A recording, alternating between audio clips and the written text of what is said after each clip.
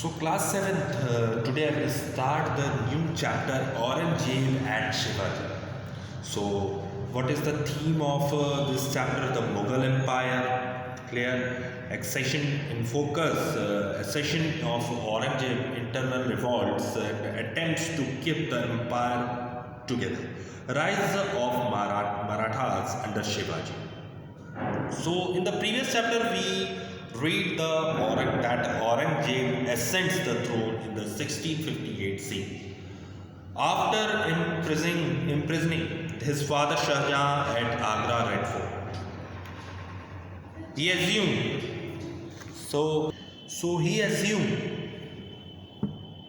the title Alamgir, which means conqueror of the world. What is the meaning of the Alamgir? It means conqueror of the world. Aurangzeb, the time of Aurangzeb was 1658 to 1707 C. The Aurangzeb resigned for a remarkably long period of 50 years still. So he was able to crush the rulers of Bijapur and Golconda. But his struggle with the Marathas remained indecisive, where he faced a formidable challenge from Shivaji. The last 25 years of his reign were the most difficult and witnessed the disintegration of the Mughal Empire. Aurangzeb was on the one hand extremely pious, but on the other the most ruthless. In order to increase his revenue, he reimposed the jizya on non-Muslims in 1679 C. They also had to pay the pilgrimage tax since Akbar's death. The revenue tax had been raised from 1/3 to half of the produce. Officers were often cruel and rigid in the collection of taxes. No mercy was shown if natural climates destroyed the crops. These policies generated discontent among the people and a number of revolts broke out. Like revolts of the Jats from Delhi and Mathuras, the sentiments and Bundels from Bundelkhand. So, relation with the regional power. Aurangzeb suppressed all oppositions against him. The period of religious tolerance and Hindu-Muslim equality ended. Three distinct communities that emerged against Aurangzeb were the Sikhs, Rajputs and Marathas. Revolts of the Sikhs. Conflict between the Sikhs and Mughals became strained when Guru Arjan Dev Ji was executed by Jahangir for helping the rebel princess Khusro. The ninth Guru, Guru Tegh Bahadur Ji, drew the wrath of the imperial government when they protested against certain measures of the emperor and encouraged the Kashmiris to resist them.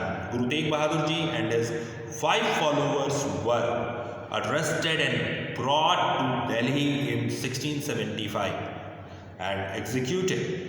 The 10th Guru, Guru Gobind Singh Ji, was determined to fight against the cruelty of Aurangzeb. He organized the Sikhs into a political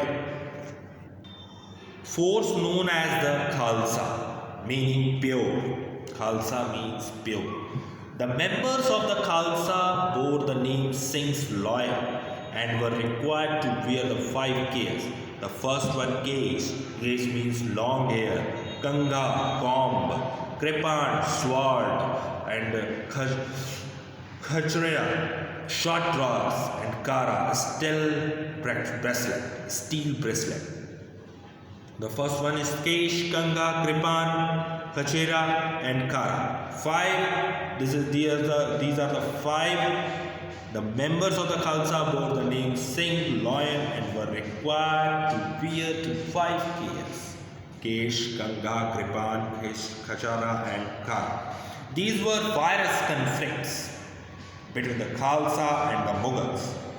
With the gradual decline of the Mughal Empire after the death of Aurangzeb, the Sikhs were able to establish a state of their own, Rajput policy. Aurangzeb failed to realize the value of an alliance with the Rajputs, which had been the policy of the Mughals since the time of Akbar and which also contributed to growth of the empire. The Rajput were embittered because of his orthodox religious policy. Furthermore, on the death of Raja Jaswant Singh of Marwar, Aurangzeb wanted to put Indra Singh, in the grand nephew of the Raja, on the throne. The Raja nobles rose in support of Raja Jaswant Singh's son. Ajit Singh Ajit Singh, the Rajput nobles.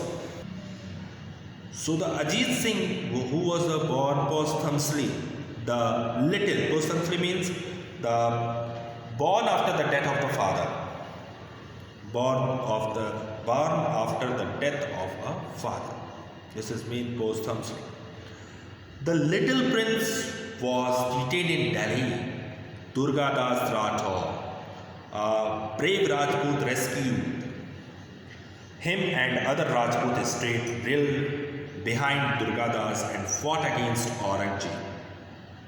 The ruler of Mewar, Raj Singh, also supported the claims of Ajit Singh and declined to wage war against Aurangzeb, but the latter attacked first. The conflict became long drawn. Finally, in 1681 CE, the Ranas of Mewar signed the treaty, but the ruler of Marwar refused to yield. The war continued even after Aurangzeb's death. So Marathas and Aurangzeb, the next topic is Marathas and Aurangzeb. So taking advantage of Aurangzeb, precaution with the rebellion in the north and Marathas in the Deccan had become a powerful force under the leadership of Shivaji. Aurangzeb expanded the second phase of his reign from 1681 to 1707, trying to suppress them. The Marathas were hardy people, originally cultivators, and inhabited the hilly regions of Pune and Konkan in the Deccan. They were recruited as soldiers in the Bijapur and Golconda army. Taking advantage of the Mughals' invasion of Bijapur when Aurangzeb was a Subedar, the Maratha chieftains began to break up. By the time Aurangzeb became the emperor, the Marathas had not only begun to attack and plunder the adjoining areas of Bijapur, but under the leadership of Shivaji, they began to attack the Mughal territories also. So next topic is Chhatrapati Shivaji. So Chhatrapati Shivaji was born in Shivneri in 1627. His father Shahaji Bhosle was the Jagirdar of Pune and a loyal officer of the Sultan of Bijapur. As his father was often away from home, Shivaji was brought up by his mother Jijabai with Dadaji Kondadev and his guide and teacher. Shivaji was greatly influenced by the tales of heroism told by his mother from the Ramayana and the Mahabharata. He respected all religions. Bhakti saints like Ramdas and Tukaram had a profound influence on him. A courageous and intelligent lad, Chhatrapati Shivaji, about 19 years old, when they collected the hill tribes and formed a military force instead of the regular methods of open warfare, he trained in guerrilla warfare. Guerrilla means a type of warfare which is characterized